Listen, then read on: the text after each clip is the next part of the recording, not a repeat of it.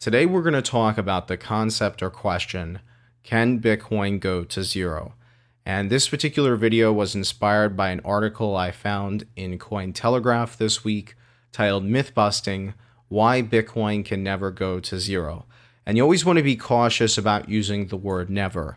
And if you want an example of why, you don't have to look any further than the global financial crisis in 2008, where the names of some of the companies that fell apart, like AIG, you would never assume beforehand would be able to have that happen to them, right? It's that too big to fail mentality. And as a result of that, you really always want to be cautious about using this word, right? So this particular author puts some reasons forth about why you can use the word never, and I will get into that a little bit later here. But I think this is an interesting question because most of what I think most people do in the cryptocurrency space, myself included on this channel, is they are focused on market psychology. They are focused on the sentiment of the market on Bitcoin and cryptocurrencies because that's more relevant when it comes to trading. It's more short-sighted. It's more about trying to make money as quickly as possible. And so if you look at Bitcoin's price graph over the past couple of years here, you'll notice that when there's huge spikes like this isn't because all of a sudden Bitcoin was worth so much more because of a new feature or something, right? It was all about buzz. It was all about hype. And at some point, it started becoming like a natural occurring Ponzi scheme. In other words, a bubble, right? All bubbles behave like naturally occurring Ponzi schemes in the sense that they're not sustainable and people are investing in it a lot of times knowing that it isn't sustainable, but they're just trying to make a quick buck off of other people who are trying to do the same exact thing. It's really a game of gambling in a lot of instances here. So anyway, the whole point here is that when we talk about Bitcoin and we talk about price, oftentimes we don't talk about the fundamentals. We just focus on the market psychology. When we ask a question like, can Bitcoin go to zero? All of a sudden, the fundamentals matter a lot more because we need to answer the question, does Bitcoin have an intrinsic value, right? Intrinsic value is a concept from finance that's very important because the idea is any asset that is traded on an open market over time, eventually, it doesn't matter how long it is, it will trend towards its intrinsic value. That is the problem is we can't find the true intrinsic value of anything because we can't accurately estimate that. But if we could, right, if we could accurately do that, the idea is every single asset will trend towards that over time. Well, if Bitcoin's intrinsic value is zero, then naturally it would eventually go to zero, right? That's the idea here. I do want to make one caveat here before we go any further.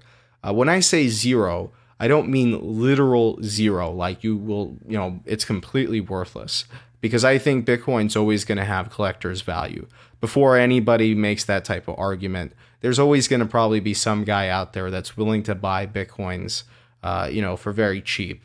But what I'm trying to say here is effective zero. Just want to make that distinction because I know I'm going to get a lot of comments otherwise that will probably talk about, I would buy all the Bitcoin if I could get them at this price, right? So we're going to go ahead and make that distinction here real quickly. But anyway, going back to my previous point, right? If the intrinsic value of Bitcoin is zero, then yes, over time it should go to zero. And that's an argument that a lot of people on Wall Street make. And this particular article even mentions the fact that one of the arguments for why cryptocurrencies can go to zero, including Bitcoin, is the lack of intrinsic values. He also mentions two other things here, asset bubbles, that also kind of goes along with a lack of intrinsic value, and market manipulation, which amplifies these two things quite a bit, right? So the reality here is that we need to answer the question, does Bitcoin have an intrinsic value of zero? And there have been a couple of different attempts to figure out the intrinsic value of Bitcoin. One of them was popularized by Chris Burniske, where he used the equation of exchange to attempt to value Bitcoin. I think he also used an S-curve or a J-curve and a number of other factors. I thought it was very interesting. I ended up reading all this stuff. I absorbed it like a sponge, and it just seemed like the discounted cash flow for cryptocurrencies. It seemed interesting, right? But I personally don't think this works for cryptocurrencies. I really don't, because I don't believe that the equation of exchange applies. I don't really feel like in a lot of instances here, Bitcoin is a true currency. I don't think most of them are, which makes it very difficult here then to apply this particular equation. But it's also not a stock, right? And in fact, one of the points that this article says is that because of the way Bitcoin is set up, it's not a company, it's not a stock. It can't go bankrupt, right? You know, one of the differences between Bitcoin and, say, a .com company, which often Bitcoin is compared to, is that .com companies literally could not survive. They were spending more on marketing and advertising and general and administrative cost than they were actually making off of their products. A classic example is pets.com. I believe it's been a while since I've seen this statistic, but I think they spent like $10 million for $600,000 worth of sales. So, you know, .com companies were literally unsustainable. The idea that Bitcoin and other cryptocurrencies are not stocks that can go bankrupt, they're decentralized, they're autonomous.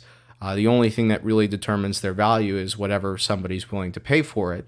That makes it so that it can survive forever. It can't run itself into the ground. I thought this was an interesting argument, but you know, the problem with it is that, again, that means that like a national currency, it depends on the faith of the people to assign Bitcoin any value. And that's pretty flaky when we don't have a government behind it, right? When we're just using the sentiment of the masses. I mean, how much do you trust the sentiment of the masses? So when we think about these different ways to calculate the intrinsic value of Bitcoin, another one that pops up quite frequently is the calculation of how much it costs to produce a single Bitcoin, right? So what is the cost in electricity based off of the proof of work to produce a single Bitcoin? That gives you a floor value. That logic comes from commodities, where we try to find the floor value to produce a single ounce of gold or a barrel of oil, right? But it doesn't really work as well with Bitcoin because Bitcoin doesn't have any industrial use cases. It's just used as a transfer of value. So ironically, Bitcoin's value, this is what makes Bitcoin so difficult to think about. What gives Bitcoin its value is its ability to transfer value. I want you to think about that for a second. Think about the circular logic that appeals or applies to Bitcoin here. The value of Bitcoin comes from its ability to transfer value, right? I mean, that's one of those moments. I'm thinking of that Jackie Chan, that image where his mind is getting blown, right? That circular logic like that makes things very difficult to think about. Personally, I'm of the opinion that there is a slim chance that Bitcoin can go to zero over the long term. It's not going to happen in the next 5 years. Okay, so you don't have to worry about it immediately. That's why a lot of people aren't talking about it. That's why articles like this, sometimes people skip over it because, you know, it's more of a, you know, deeper thought, right? It's not about the immediate price action. In the longer term, it is possible, right? One argument is, and this is one that's made frequently by altcoin maximalists, is that there's going to be other cryptocurrencies that come along that adopt all the features of Bitcoin, but do it even better with less drama. What I don't like about that particular argument is that whenever any of these cryptocurrencies, if this ever happens, if any of them ever get more popular than Bitcoin, right, and they usurp Bitcoin as the most popular, highest market cap cryptocurrency, I have a feeling that they're going to face the same exact issues that Bitcoin is facing now, right? The arguments that people make against Bitcoin now in terms of its slowness to change, its inability to adapt to new technologies that get developed for cryptocurrencies. You know, I have a feeling that any cryptocurrency that grows to Bitcoin size is going to deal with that. Also, another issue that a lot of cryptocurrencies may not have to face at smaller scale is security issues. The bigger you get, the more secure you have to be. Part of the reason Bitcoin is so secure is because of how simple it is, right? So when you start adding these new features, you're reducing the security. And a perfect example of that is Ethereum, right? We've seen how many bugs have happened that have completely broken the system practically, right? So, you know, these types of discussions I think are always interesting. It's going to be very difficult to usurp Bitcoin, right? And have another altcoin take its place, and then Bitcoin goes to zero as a result of that. So I'd be very interested in hearing your thoughts on what could result in a situation where Bitcoin eventually goes to zero. Honestly, I think the biggest probability, and this is, I guess, my final conclusion here, is that the only or the main way that Bitcoin would go to zero is for the entire cryptocurrency space to go to zero. And that's kind of a bigger question, right? That starts going into, does public blockchains have any value?